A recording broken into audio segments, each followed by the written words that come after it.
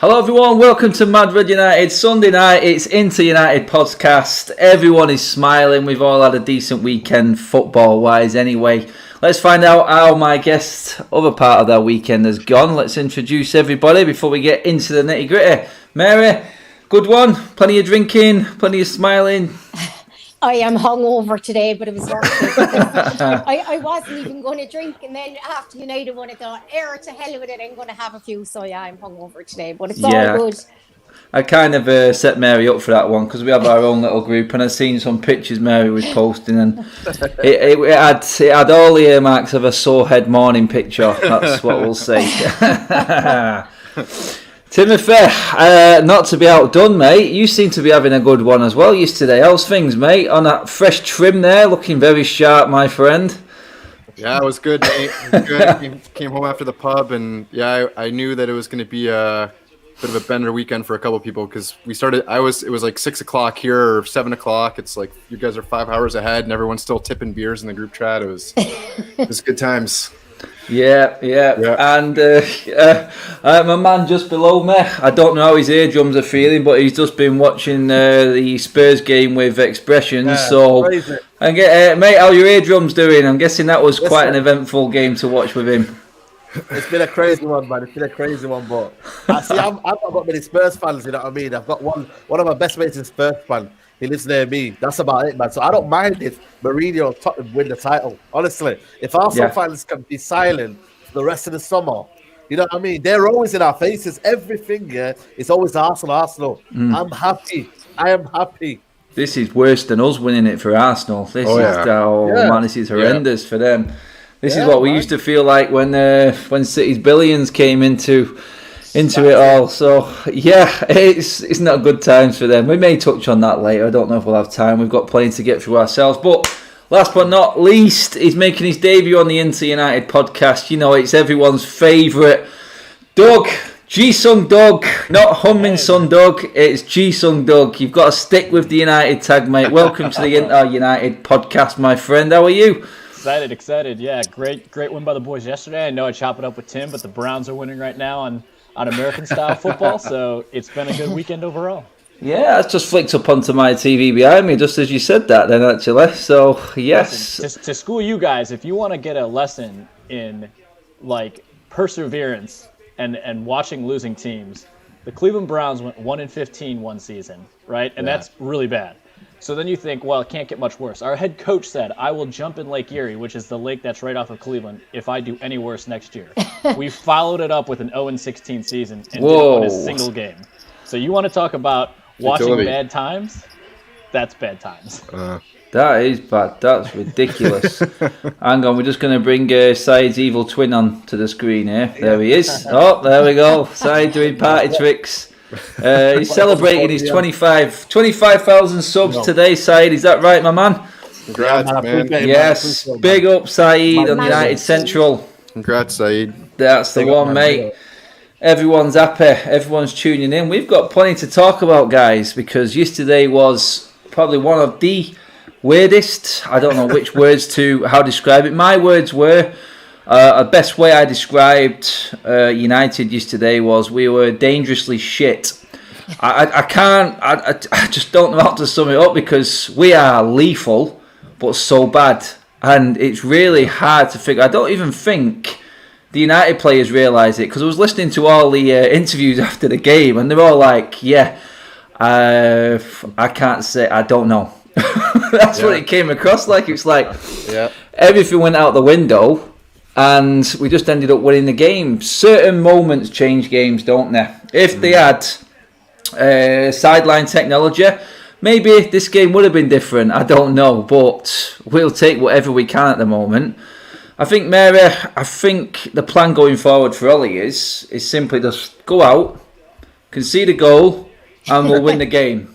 It's got to be the plan. I mean, that away record, Mary, to come back 5 times in a row, away from home, win every single game. I don't think that's ever been done before. So, character, would you say we're actually getting a bit of character now? You have to say that because even if the game plan isn't to go 1-0 down, it seems to be what's happening anyway. So, it's like a roller coaster. It is, and we don't. It's a shame that we don't start playing until we're in that position. I wish we could play well from the start and start on the front foot, or play well for the full 90 minutes, but we only seem to be playing well in patches or when our backs are against the wall. But that's actually a bit of a positive for me, because like you said, you know, we've never really shown when we go, since Fergie left really, when we go behind, our heads drop.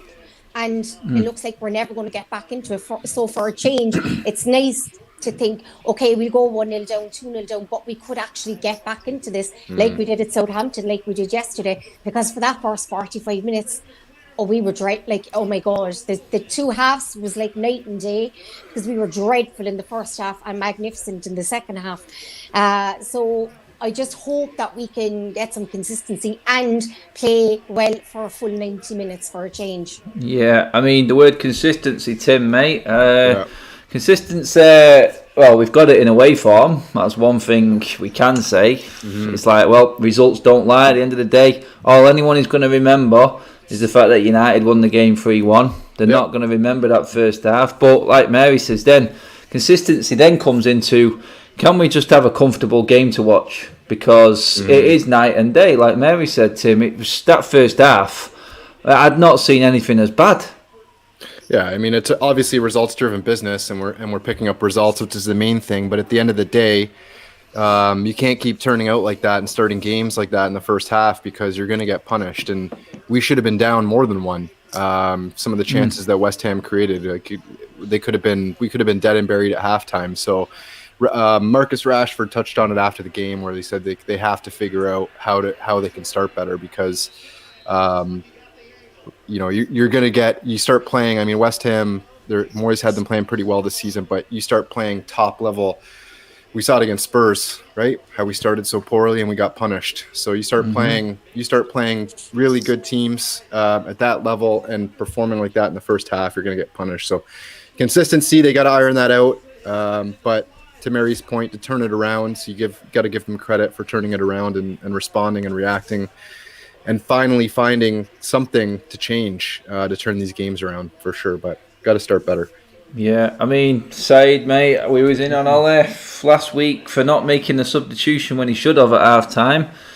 I mean, I thought Van der Beek was unfortunate to be subbed off, or be the one to be subbed off, but ultimately, them changes that Ole did make, mate, were the game changers in this game in terms of how to approach. And Rashford and Bruno have done this before, mate. The Leipzig game was very, very similar. It's a stalemate, but it just adds so much to our game, mate. It was scary, but in terms of how Ollie set it out, we were happy with that starting lineup, mate. But what went wrong in the first half, mate? Why did we have to make them changes? I don't know, mate, but I did say before the game, I don't know if you remember, but I said, watch out for Souček, watch out for these kind of aggressive plays, man. They're very, very bossed aggressive. that midfield, mate. Yeah. Oh, my gaze, mate. It was awful, man. Kept giving the ball away. We kept, giving it to Martial. He would lose it. Give it to Pogba. He'd lose it. McTominay, awful. I don't know what happened that first half. You know, it was that bad, yeah. You know what? What's he saying? I felt sorry for Donny. He was literally isolated. He was playing in between the lines. He wasn't even trying to get the ball, because he thought, let me just get in between the lines so I could get space for myself. And he couldn't even get space. Cavani was doing flicks. I don't know if you've been watching Bruno a lot, but he was doing these little flicks, and I was like, what's going on here, man? Second half, I don't know what happened yet, but I think West Ham played into our hands massively, because at 1-0, they were just literally going for another one. And I thought that will suit my United here, because then Rashford started to get time in the ball. We started to open them up. Greenwood looks better up front. I don't know what it is, but on the right-hand side, you need something about you, don't you? You know what I mean? You need that kind of, that bit of wit about you. And I just felt like, for me, when he looked better up front, he looked well better, but when you add in Bruno, mate, you know what I mean? He's our catalyst, mate. You know what I mean? Where would we be without Bruno, man? I'm telling you, man. Serious, it's scary, man. I remember that game against Newcastle. The game against Burnley, when I thought this was the end of Man United. I really did. But then I looked at it and thought, wow, Bruno, man, he's just our saviour, man. Without him, mate, we'd be absolutely nowhere near top four, nowhere near. We'd be Arsenal. We'd be Arsenal right now. Yeah, that's it. I mean, Alien Tenno in with a super chat. Cheers for that, mate. I guarantee you one thing, mate. If you was Mary and you was waking up this morning, you won't be feeling fine because I seen what she was putting away last night. So you won't be waking up fine. Just for Doug, touchdown for the Cleveland Browns, mate. That's 30-7. And Saeed touched on it, mate. I'm going to let you take the floor with this one, Doug, pal, because I know you've got a lot to say on this. We spoke privately regarding it. Bruno Fernandes, Doug. The man he's becoming a legend after not even been here a year, mate. It's getting to that sort of status already. The guy carries this team in terms of its attitude. That is the biggest point that I take from Bruno. I mean, the mentality of this man it oozes world class, Doug. Mm-hmm. Yeah, I mean, going back to yesterday though, like even I know we've talked about it on prior shows, but like my thing just goes back to pre-game planning and training all week. And if Solskjaer's plan all week was to start that 11, and obviously you want to make sure that they're match ready, everyone looks sharp, why is it? And I can understand maybe a slow 5 to 10 minutes, you're trying to feel your way into the game, you're trying to figure out what's going on, right? And see how West Ham's setting up and how they're playing.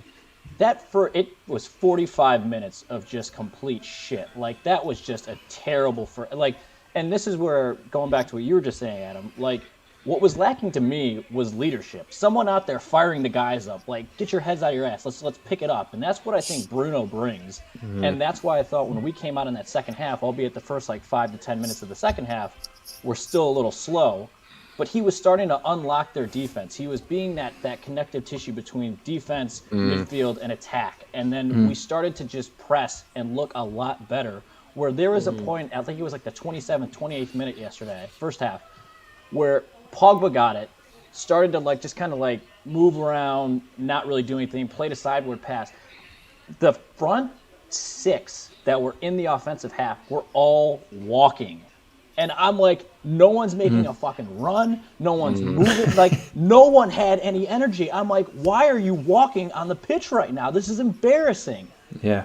Everyone. I'm just Everyone in the comments just say how good it is to wear Doug lose his head. It's funny, isn't it? Such a nice guy, but when he loses it, it's funny. Oh no! I think when you look at that game yesterday. Sorry, go ahead, Doug. I was just gonna say. So then, I mean, to me, it's an indictment of what Bruno's brought since he came in January. And I know we've talked about this before too. It's since he's come in, the whole team's mentality has changed. In games, PSG, when he was nullified for most of that PSG game and he didn't really get to be as creative, we didn't look as good, albeit we were still in the game, but we were still lacking some creativity, some sort of spark. When he's free and he can do his thing, we just look more dynamic on the pitch. Everyone looks more fluid. Everything just flows better. But honestly, if you take him off, name me one other person who can do what he's doing from not only a creativity standpoint, but from a passion and a leadership standpoint. I don't know. He's just such an intelligent footballer. And I watched the game back again last night, and Saeed touched on it. Where we were running into trouble in the first half, I think, is their midfield was just so into us and aggressive that they wouldn't allow. Their strategy was clear. We're not going to let you play between the lines. We're going to make you play around us. So anytime Donnie would come to collect the ball, there was a massive there was a problem with linking up with Pogba and McTominay and our attack. Obviously, that gap, if you go back and look at the gap in midfield, it was just immense. And so when our top three would try to come centrally, or Van de Beek would try to come a little bit deeper to collect the ball, they would come with them. Bruno has done this a few times this season. It's just an intelligence thing where when they start getting into him in those central areas just outside the box, he just withdraws himself and comes deeper to the center circle or comes into our half to link up with Pogba and McTominay, and he's able to pull strings from those areas. That's where you get those runs from Rashford in behind, or where our wide men make those diagonal runs out to those wide areas to stretch them. And then it allows Mata for the Rashford goal. You saw when Bruno withdrew and pulled the midfield with him, Mata was able to come narrow and collect the ball and a little dinked, intelligent ball over the top to Rashford. It was just those little intelligent things in the second half that really helped to unlock them, that Bruno must see the stuff at halftime and then just be as soon as I get on, I know exactly what I need to do here. But even in that PSG game, in that 65th minute, he was waving to the bench for subs to come on. He's the guy on the pitch who literally knows what's going on and is basically Ollie's extension on the pitch. But like that's where I'm like, you unfortunately we can't ever take him off because we just look so devoid of anything when he's not playing. It's terrifying. Exactly. Just get into a super chat here from Strip Bear. Strip Bear, I don't know, you've changed your profile picture, and if I have been calling you mate because of your previous profile picture, I don't know if this is I have to apologise, but yesterday Strip Bear is a Chelsea fan and sent a super chat in the watch along yesterday, and it was the highlight of the first half. I had to make that point. I got a super chat from a Chelsea fan just to rub it in at how bad United were. So a Chelsea fan paid just to rub it in. That's how bad it was in the first half. But that literally was the highlight of that whole first half. I just want to get into a few more of the comments because there's loads coming in tonight for everyone. Adam said, let's be real with Ole. The best we can hope is top 4 considering how inconsistent we are and he is as a manager. Now, I've just got Daniel. Where's Daniel? Daniel is a constant contributor. Right, yeah, there he is. Sorry, there's that many going on. Don't think our fans would question and challenge Ole so much if he had an established history of success with other teams. It's a question I want to put to all of you, really. I mean, Saeed, I'll come to you first on this. Mo's pretty much directed it at you. He knows, and we all know how you've commented on it before and where you've stood from what we spoke about last night was pretty much West Ham, the equivalent fixture last season, mate, and how bad it was. Pedigree behind him, there is none. There really isn't. Right now, looking at what we've seen, and I said I needed to see 5 or 6 wins. We've had 4 in the league now in a row. Bloody hell, we're nearly there, mate. But it's City next. Is there any way, with what you've seen, has it changed your mind in terms of these comebacks in away games? Or are you looking at it as what a lot of people have said? It's coming down to the likes of what Doug, Tim said, what Mary's said plenty of times about Bruno Fernandes. Players of individual brilliance, moments of individual brilliance, constantly bailing us out at certain moments. Is it down to that more than what it is in terms of our manager? I think it's one of them, man. You know what I mean? There's a lot of people that think that, you know, I'm just going in on him for no reason. But that game yesterday, that first half, I think everyone would probably know that could have been 3-0. And yes, to say football's a game of 2 halves, you know what I mean? Yeah, I mean, cheers up, Daniel. The football is a game of 2 halves. I understand that. But do I think that that win was down to tactical nous?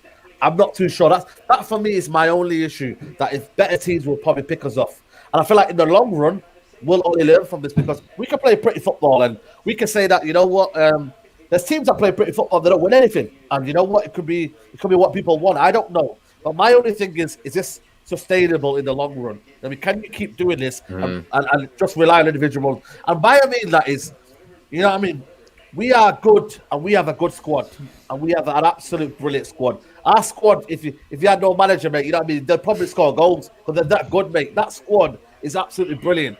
My issue is, when you can't get players. So I'm always, listen, right. Bruno Fernandes and Rashford, are they going to play every single game for you guys? No. They're going to have injuries. They're going to have moments where they're suspended. Can you get them same guys, Dolly, Cavalli, Martial, all these players, can you get these guys to say, you know what, where's the mentality? What are you going to do when these guys are not playing? Can Ole Gunnar Solskjaer have a game plan for them when these guys are not here? That's my only worry. And I think take 2 players out of the team. Yeah, you can put, Son and Harry Kane tonight. If you'd have put Bergwijn, Lucas, someone else on that team, I reckon they would have the same endeavour, same game plan, same whatever, same shape, because it's drilled into them. I'm just looking at Ole Gunnar Solskjaer and I think, you put them players out that team, what do we look after that? That's my only thing. I think style... Yeah. Yeah, sorry, mate. I mean, Mary, I'll ask this question to you. I mean, you just watched Hello Tim's Kids, right on cue. Wave to the camera. Mary, I mean, you just watched that Arsenal game, I'm sure, right? Did you just watch the Arsenal Spurs game? And that second half was like 72% possession to Arsenal, 0 shots from Spurs. They have bought into the Mourinho way of playing football, Spurs, wholeheartedly, because they don't know any other way. There's no success behind this club. It's 29 years since Spurs won. I think they've won one League Cup in 29 years. Would you rather have that type of football and know that you're going top of the league like you are, and there's a team that are right behind the manager? Or would you like it as it is now? The players look like they've got more freedom, but then they haven't got the discipline like that Spurs team has. Because that was just pure discipline that I seen from that Spurs performance today. I want to win the league. I want to win trophies. I don't care how you do it.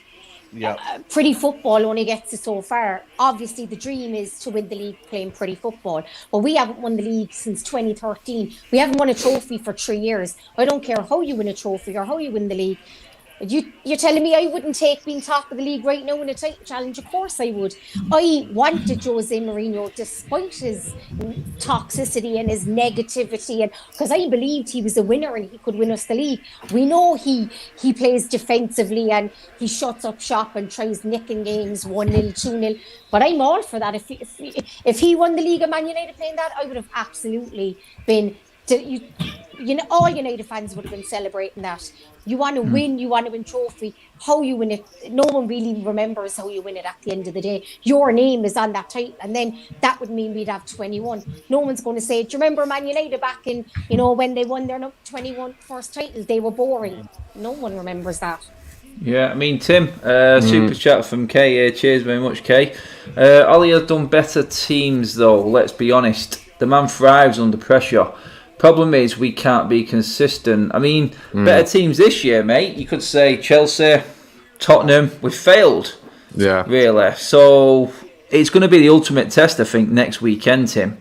In terms of Ollie thriving under pressure, that pressure's coming, mate, because City's record at Old Trafford is pretty decent, apart from last season, obviously.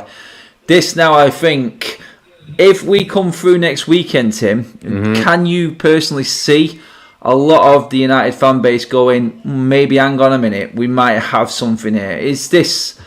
I think this could be an absolutely pivotal game. I know Champions League is in the way and it's a huge game against Leipzig, but this is the derby, and if he does make it 5 wins in a row in the league and it's Pep that he takes down, then would that pretty much say to you, do you think it would change a lot of the fan base's minds as well if we did do City next week? For sure. Well, let's address the better teams thing. He's doing the better teams because we can counterattack against those sides. That's why he's doing the better teams. When we play counterattacking football, we're extremely dangerous. That said, yeah, for sure. I mean, this season is turning out to be. It's almost looking like, you look at how congested things are at the top of the table. It's almost turning out to be one of those seasons where it's anybody's title, is the way it's looking right now. Obviously, Tottenham are in form, Chelsea are in form, we're starting to round into form, but certainly if we can go on a sustained run and get a sustained run of results, it doesn't look. I don't think this year we're going to see somebody win the league by 15 points or 18 to 20 points like we've seen in the past. So if you can keep yourself in it, and when you have that type of congestion at the top of the table, that's really where you win the league by winning these 6-pointers, right? Like definitely. That's where you look back at the season and say, man, if we could have just taken points off them at Old Trafford or got a result at Old Trafford, it would have been different. So it just puts more emphasis and more focus in these games where these are your direct rivals to compete for the title in a season like this. You got to go out there and go for it. Go for it and get a result. Exactly that. I'm in agreement with that one. I'm just going to get through a few super chats. There's a lot of opinions flying around tonight. I kind of agree with Prodigy here, though. Some of our supporters moan about us winning games due to individual brilliance. Must have short memories. RVP practically won us our last title on his own. Fergie was the master of it towards the end. I can still remember the RVP interview that I think Prem is sort of edging to, in terms of when we were down in one game and Ferguson came in and just said to him, do something different, basically. Someone take a man on, hit a 40-yard pass, do something different, take a shot. And I think that's where Prem is going. We had that.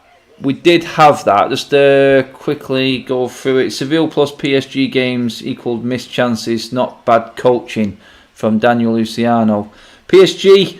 Daniel, I know we had this last time on it. I'm still having him for not taking Fred off, mate. I'm not letting that one go. 100%. We did play. I came out of that game And Saeed will back me up on it. I mean, I wasn't feeling bad after PSG because I thought we played well, but I just thought we were lucky to be playing well because we should have been down to 10 men. That's just how I seen it. A lot of people went in on me on it, but what's new? That's just what happens on YouTube. Next super chat, people saying Van der Beek is a cam and has the same output as team is not true. Van der Beek is a number 8 or 6. Let's face it, we only one world class cam, and that is Bruno. I mean, Bruno plays as 8 all his career until he came to United, as far as I could see. Portugal, Sporting. Yeah. I mean, players change positions. Let's not get it right. I mean, I thought Van der Beek was excellent against Southampton. Was one of our better players. But I think that one it's only because of that, because we've had Lingard, Pereira in number 10 role. You know what I mean? It's like the players have been crap. Yeah. Yeah. You know, it has been. Cheers for that, Sally Ahmed, though. Last one quickly, then we'll just get to Doug on his. You'd say that, okay, minus the Fred thing. Daniel, you the man. Love you, mate. I'll have to get Daniel on again soon, though, actually, as well. He's top contributor. Cheers very much, Daniel. I mean, Doug, individual brilliance aside, mate, it's like Saeed said then, we simply have got better players because this fixture last season, mate, I'm telling you now, the midfield that we had against West Ham, similar sort of time in the season last time around, we had Matic, we had Mata, we had James. We were throwing Angel Gomez under the bus, mate. We had Pereira. Mate, look at that midfield now. We had Bruno and Rashford coming on for Cavani and Martial. We had Pogba, Van der Beek. Do you know what I mean, mate? Is it just a case that, like Saeed said then, the players were getting in, and credit to Ole for the transfers he's made. It's one area I can't really argue much against him because he has done really well. The players are simply better, mate. They are. I mean, they are better, but what I'd say is, I mean, I think Stevie Wonder could have seen that we needed some help yesterday after that first half. Like, I'm sorry if you want to say that Solskjaer is a great manager because he brought on Bruno at halftime. If he hadn't, I think the entire fan base would have, like, any of the 5 of us would have made the same move. Like, even the Cavani. Right, and that's where I'm just like, I don't really get. Saeed's stuck right now. Saeed's catching flies. What's going on? No, but it's like and then, like, did he have a better second half with McTominay? Yes, but I'm sorry, but that first half was no one was good, but he was just, the amount of times that he gets skated by the opposition as someone who's supposed to be a deeper defensive midfielder, his passing was atrocious. And like Mary and I were on with Owen, and like we were saying, like you can't tell me that Donny van der Beek can't do those things and more and be better. So why are you subbing him off? And that's just why, yes, we ended up winning yesterday, but you look at those 3 goals, like you can't tell me that, and Saeed was kind of touching on this, and this is where I agree with him.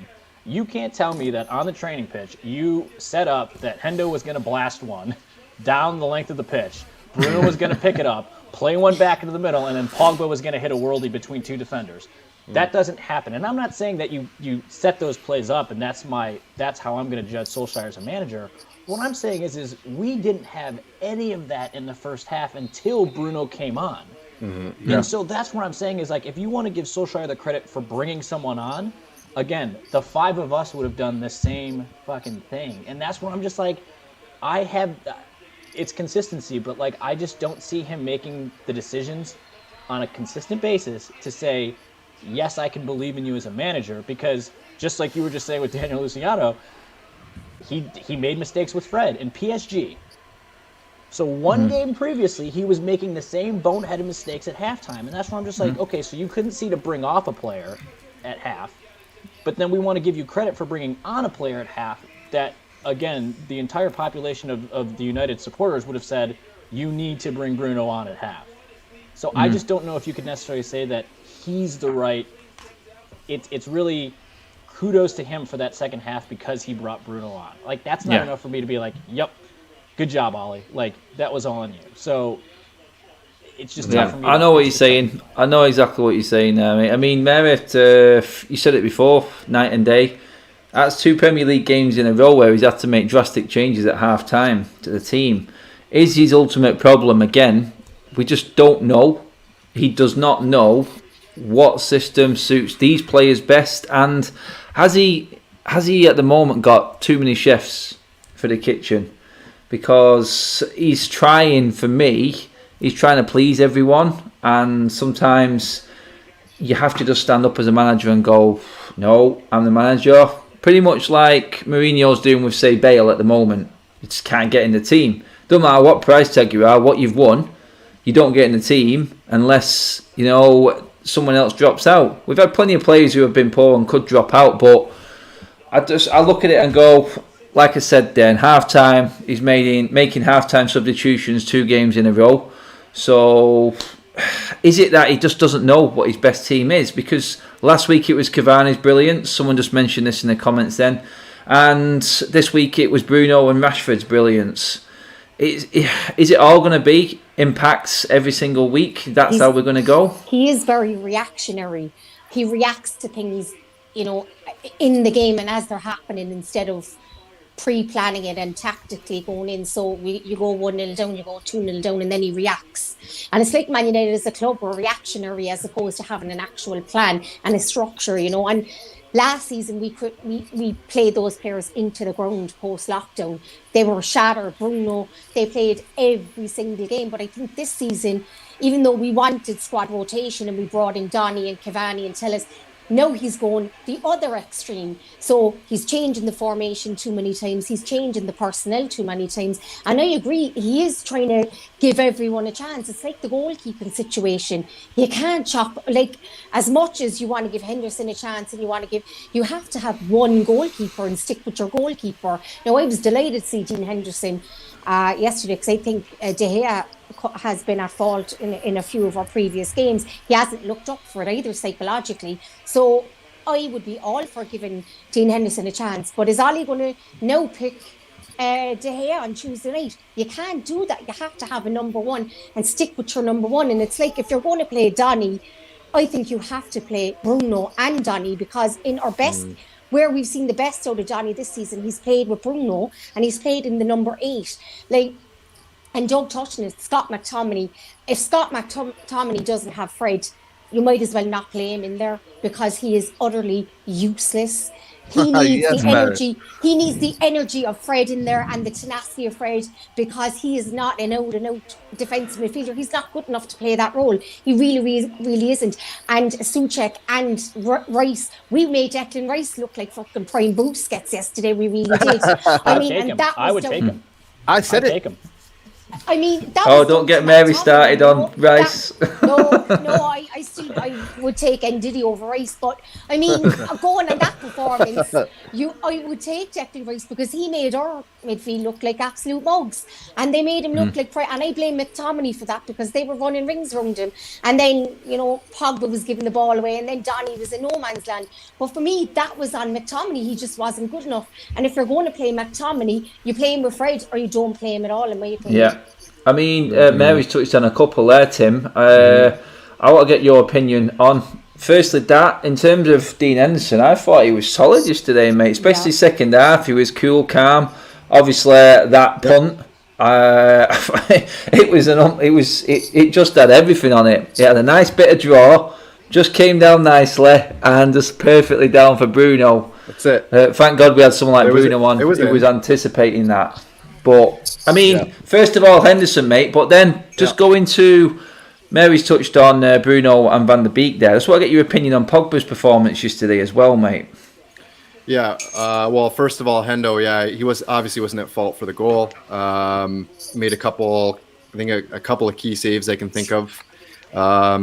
You're right, didn't put a foot wrong. I think that it's a luxury for Ole to have a competent backup like him, so that De Gea, it looks like it was just a contusion that he was injured with. He said he was good to go for this game, but maybe, it just gives you the luxury of not having to force him back in and giving Henderson the start. So happy with that. I think Doug touched on it, but when you were looking at the substitutions, you could have looked at either one of those three players in the first half of our midfield three and McTominay, Pogba, and Van de Beek in that triangle and picked any of them to come out.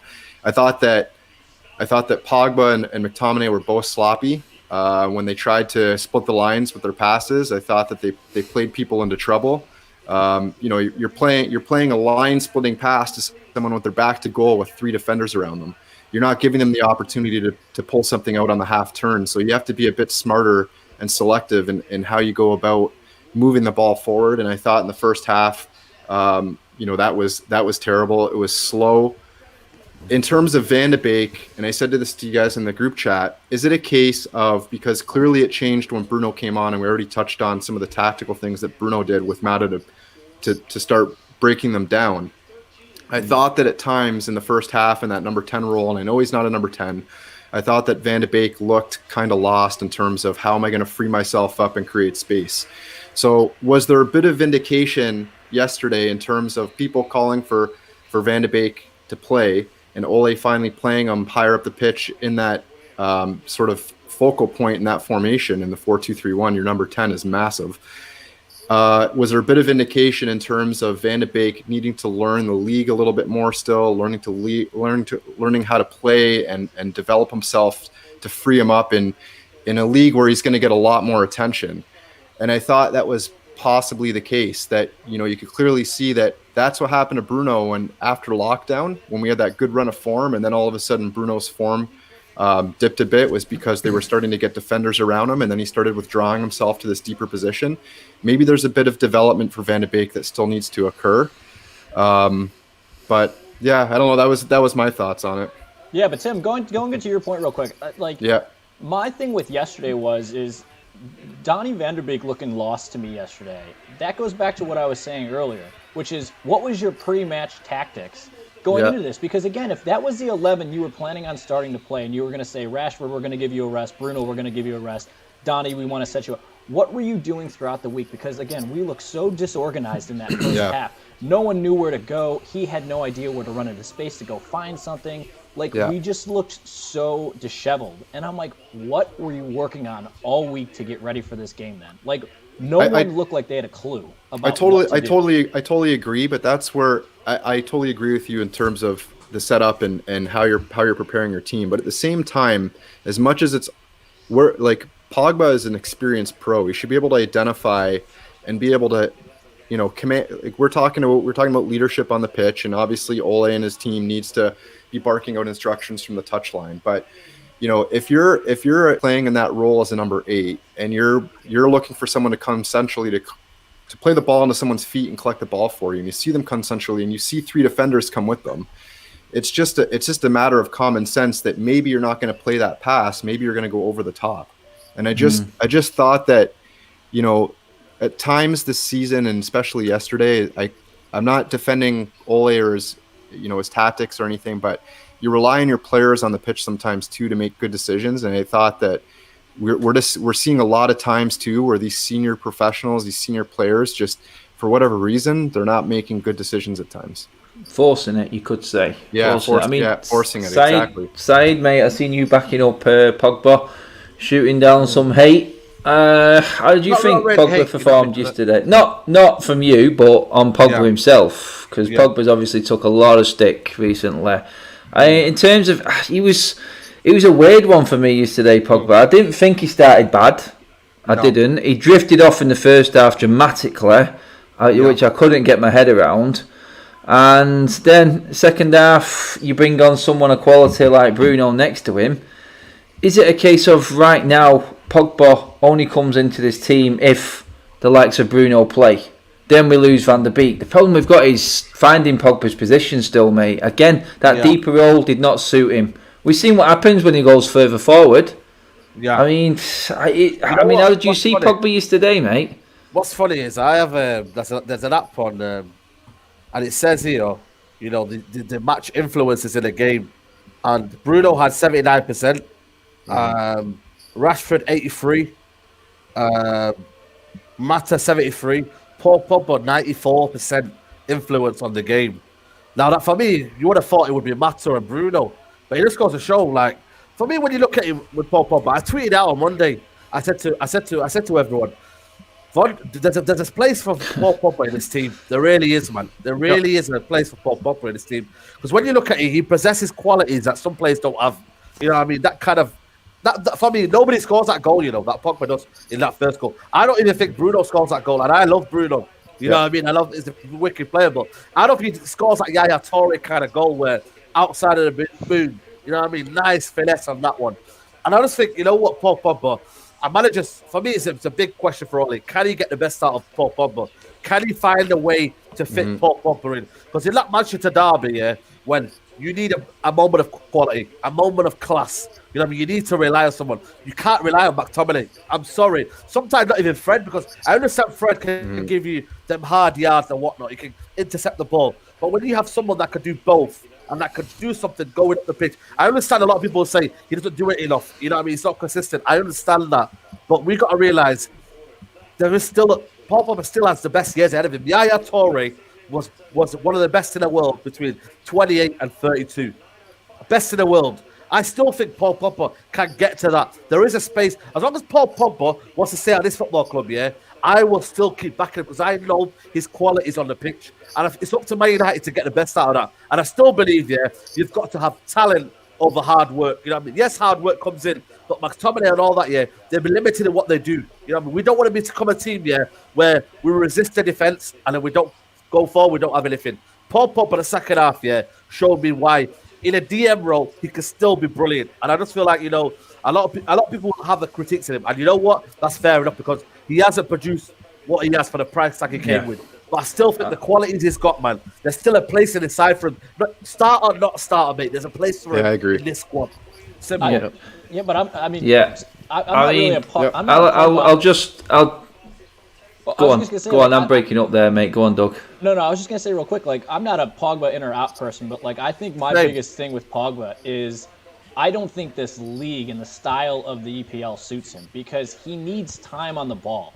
And so if you stick him back more in that defensive midfielder role, we've seen it before where he loses possession if he gets pressed too high, right? Because he tends to like to turn, have a little bit of time to really, diagnose what's available to him and make a pass, right? And then even with the way that he runs, like he looks effortless, but it's like with the speed and the pace of the EPL, like I just feel like he's always going to struggle a little bit in this league versus a Serie A or a La Liga where it's probably less physical, less pacey. You can have a little bit more time on the ball. You can do some different things. And that's where I just don't know if we're ever going to truly unlock Pogba for his true potential. Look at Dombele. Look, he started off slowly. But managers kept faith in him. And look at him now, he's reaping the rewards. And it's similar to Dombele, similar to Pogba, where he gets a ball and a boom, produces about mojo and brilliance. You know what I mean? I just feel like... But Pogba's a player. I understand where you're coming from. That's where you need Donny next to That's Pogba. why I don't think Neymar would ever do well in this league either. Let's be real. Neymar would do terrible in this league because Neymar's a flair guy. He needs time to do his little tricks and his little,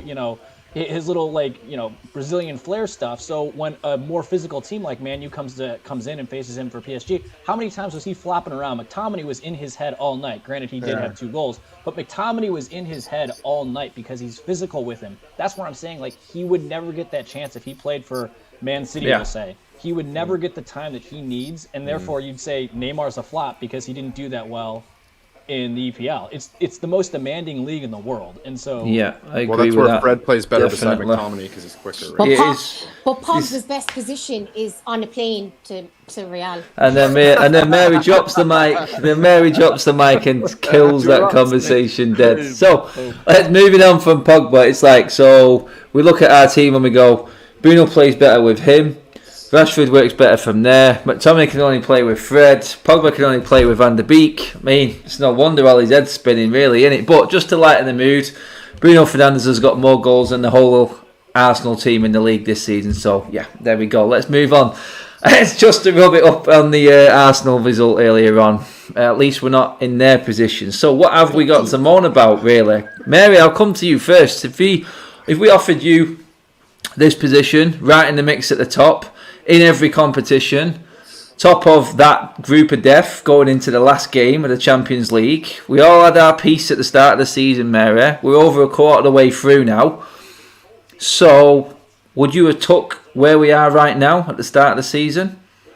I think so. We're only a few points. No thinking. Come on, get to it. Yes. Because I didn't think we were going to even be in still with a chance of coming out of the Champions League. Now, if he doesn't qualify, if we don't qualify Tuesday night, after being in the position we were in, questions need to be asked because we only need 1 point from 2 games.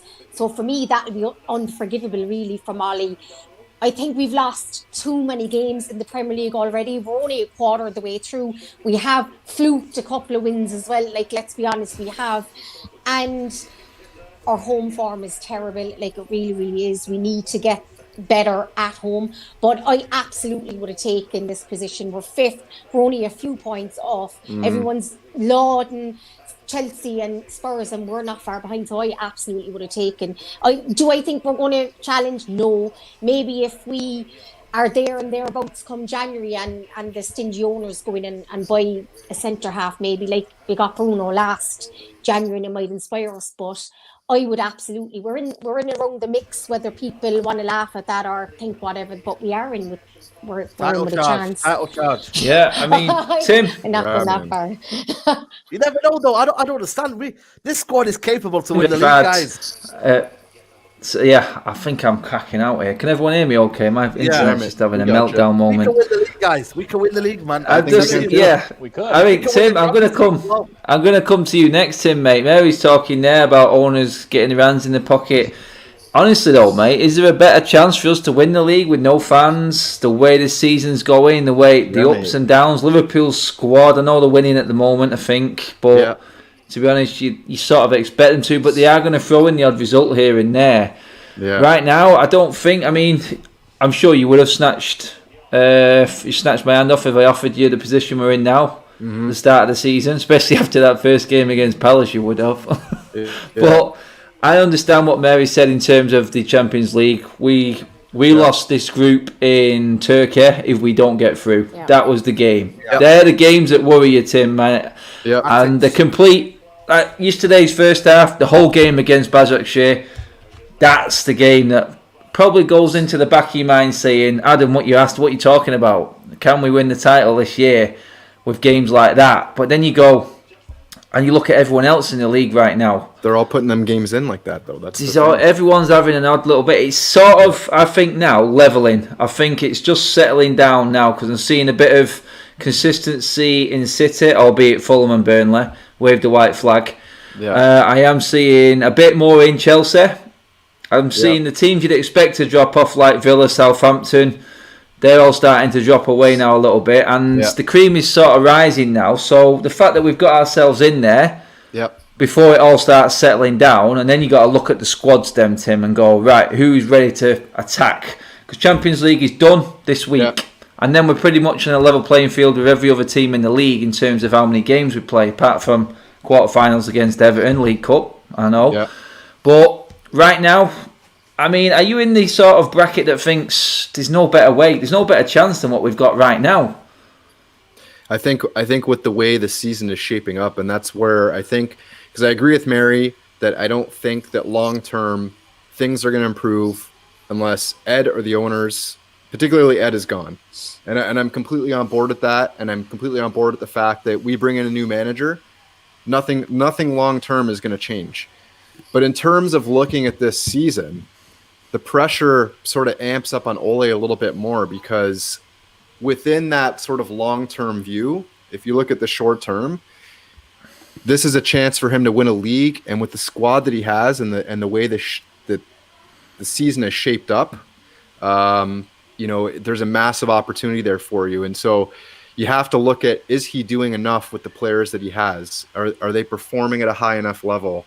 Are the results there? Are the performances there? And I think that's definitely debatable. Like, could he be getting more out of these players? Sure. Like, we've seen some pretty poor individual performances this season already. Tactically, do things need to improve? Absolutely.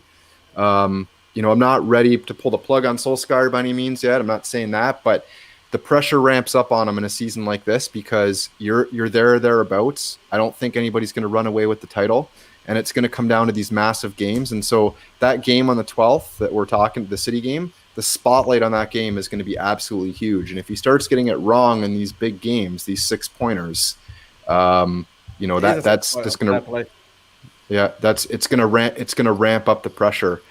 You know, the opportunity's there. That's the thing. Like last season, you'd look at it and say, you know what, we weren't going to win the league anyway. We improved, great, but when you're thereabouts to win the league with the way the season's going, you better be performing at a high level in the situations. Yeah, broke up just in time there for the punchline, Tim. But yeah, got what you were saying there, mate. Definitely, Tim's on board with He's having a mare. I had 6 points to 10 games, definitely. Am I freezing now? Yeah, God! I tell you what. Wi-Fi's back. Yeah, the Arsenal fans they're doing the cutting cables somewhere. I'm telling you, they've heard it. They're cutting cables. What a dumpster fire, Arsenal. Saeed, mate, you're actually going to win the league, aren't they, Saeed, mate? Listen, we're going to win the league. We're going to win the Champions League, mate. That's what I'm saying, mate. You know what I mean? I like it, Saeed. I like the positivity. You know what it is, yeah? I'm just actually like deep in what squad we've got. We've got Mato and Bruno, Rashford on the bench, guys. Yeah. Donny van der Beek, Pogba to come in. Fred wasn't even playing last night. Like, you don't realise what squad we've got. And I know people are going to say to me, well, you've got to back the manager then. But imagine you had a better manager and put all this together. Where would we be? We'd be winning the league easily. I just feel like, for me, Tim says it perfectly there. Can we get the small bits right? If Ollie got the small bits right, I'd be Ollie in. Yeah. Literally, I'd be Ollie in. What is a small bit? What's the small bit to you, Saeed? The small bit for me is getting the right decisions right at the right time. You know what I mean? When to in-game management. Yeah, massively. Massively. Yeah. And I feel like, for me, if you'd have done that in-game management, I would have been Ollie in, but I just don't see it. I really don't see it. And I feel like, I don't know if he'll learn. I really don't know. Like, he looked on the bench, he was thinking, what should I do? Like, he didn't. Like, for me, when Dolly was having a mare, or not even having a mare, I felt sorry for him. Like, but where was the point of you going to say, you know what, Donny? Let's sit deep a little bit. Let you come deep, yeah, and then maybe try and get the ball deep. You know what I mean? No, just, you know what I mean? Like, just try, like Cavalli. Let's time the ball, mate. You know what I mean? Let's look in. Let's try and get in. You know what I mean? Something. Greenwood. Martial got to be stronger. Right, Martial, get time of the ball, mate. Compose yourself. Like, these little things, yeah. You know what I mean? Like, come on, man. You got to find something. And I just feel like them small little details prove a top manager. They literally show a top manager. And anything below that shows that you got something to work with. And people will say, well, Klopp didn't do it. Listen, Klopp had a pedigree, mate. He won 2 league titles back to back. Do not compare Jurgen Klopp to Ole Gunnar Solskjaer, guys. And I don't know, things will take time, but I'm just saying to you, can Ollie do that? And I'm just thinking, nah, just at the final hurdle, he misses out. And I'm thinking, so then what is the ambition of football club then? What ambition have you got? If you want to play pretty football, you want top 4, then by all means keep Ole Gunnar Solskjaer, because he won't give you that. But if you want above that, then you have to find a better manager. It's nothing against Ole Gunnar Solskjaer. I always said it. It's never, ever anything against Ole Gunnar Solskjaer. It's just that, can he win his trophies? And I've said it so many times, and I'll say it again to the group chat. Will Ole Gunnar Solskjaer win as a trophy? And most of them last night said to me, no. So I said, why are you keeping him then? Why are you keeping him? If you don't see a manager winning a trophy, so why are you keeping him then? You know what I mean? I don't get it. So if we win the league, Ollie stays inside, yeah? Listen, mate, I said from day one. Ole Gunnar Solskjaer wins the league, I'm telling you right now, I have to make a public apology to Ole Gunnar Solskjaer and say you proved me wrong. Come on, Ollie. That's where public apology. But you know what? That's where you got to respect Saeed, because you see some of the drivel on social media where people are actively cheering against us to lose just to help their agenda. Never. Saeed fairly criticizes Ole. Like I know you get it. I know you people have a go at you, Saeed, but the way I see it, you fairly criticize him and you fairly praise him when warranted. And you're like every one of us. You'd be more than happy to hold up your hands and say, you know what? I was wrong about him. He's proven me wrong. Perfect. Perfect. Listen, mate. I would. You know what I mean? Absolutely, man. I'll be like, you know what, Ollie? Fair play to you. You know, I take everything back what I said. But that's the problem, though. That's a stopgap. You know what I mean? You can't say to me, believe in the manager when for me, after 2 years, I've seen everything. I've seen him win 11 games on the bounce, and then we'd go and lose about 4 or 5 games to rubbish teams. I've seen him go again. You know what I mean? Lockdown run. Start of the season were awful. I don't know. There's no stopgap between Ollie. It's either you're Ollie in, you know what I mean, or you're Ollie out. Simple as that, man. I'm not sitting on the fence and saying, right, I'll wait until we win 4 or 5 games on the bounce and I'll be like, I'm Ollie in. It don't work like that for me. Okay. I mean, Doug, you can finish us up, mate, with this one. Daniel Luciano there, super chatted again. Cheers, Daniel, saying give him to the end of the season. What keeps Ollie in a job this season, Doug? I mean, the Glazers, clearly, we all know what the Glazers want. They want that guarantee that when the fans are back next season properly, by the sounds of things, hopefully, fingers crossed, that top 4 would do us. I mean, the fans want to see a trophy, but can we get more out of this season, Doug, with what you've seen so far? And like taking everyone's points, Mary's, Tim's, Saeed's there, mine saying how it's levelling off now. The craziness seems to be stopping. I mean, we know it is because Arsenal are crap and losing, so we're getting back to normal. So we're at a stage now, I think, where, like Tim said, and I bring Tim's point into it, the big one next weekend, the City game, mate.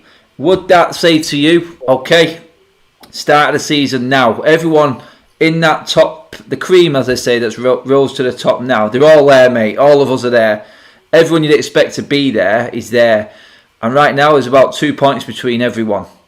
Right now, City, it's like start of the season, mate. This is the ultimate test. Can you see us moving on? Or even if we did lose to City, which you can do on any given day, mate, would we be knee-jerking to say, look, that's it, we ain't got a chance just because we lose to City?